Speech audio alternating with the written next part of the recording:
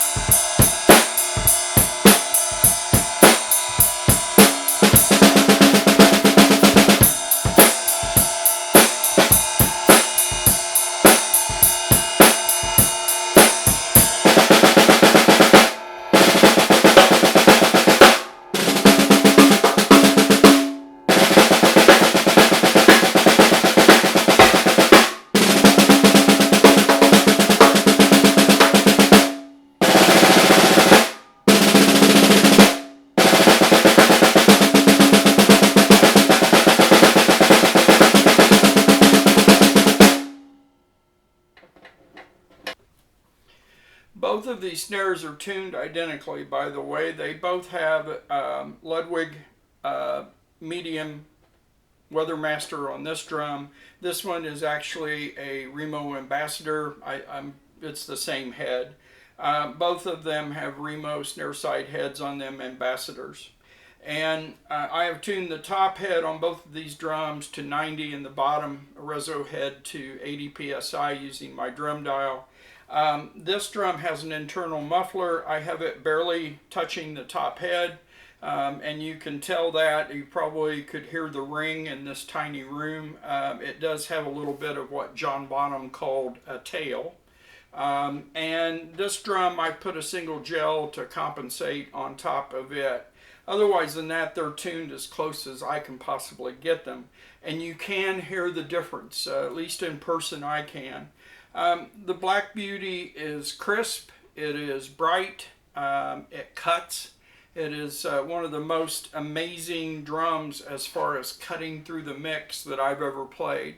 And it earned a lot of its reputation because of that.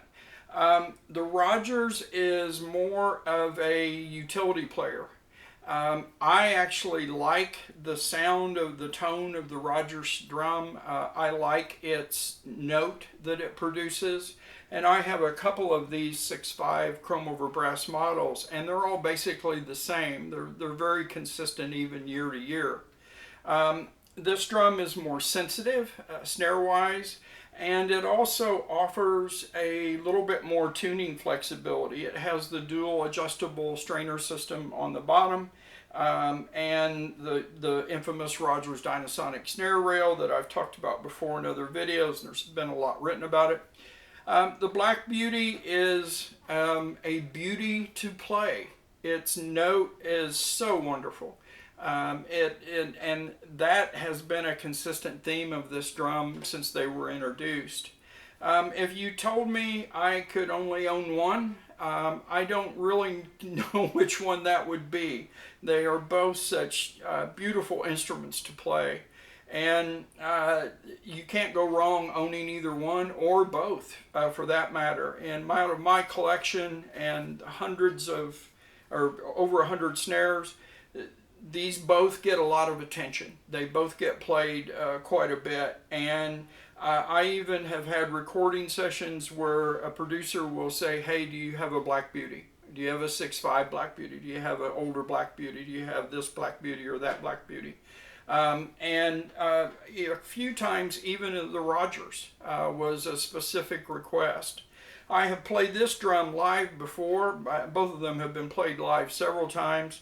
It seems like I've always gotten more compliments out of the Rogers Dyna-sonic than I have the Black Beauty. Maybe that's because there's more of these out there in circulation and being played, and people are used to them, and this sounds just a little bit different, or I don't know. But anyway, both great snares. They're both really about the same price. These drums go from $800 to $1,000, the same with the Black Beauties, and you can't go wrong with either one of them. You really can't. Excellent, excellent instruments. Thank you for watching.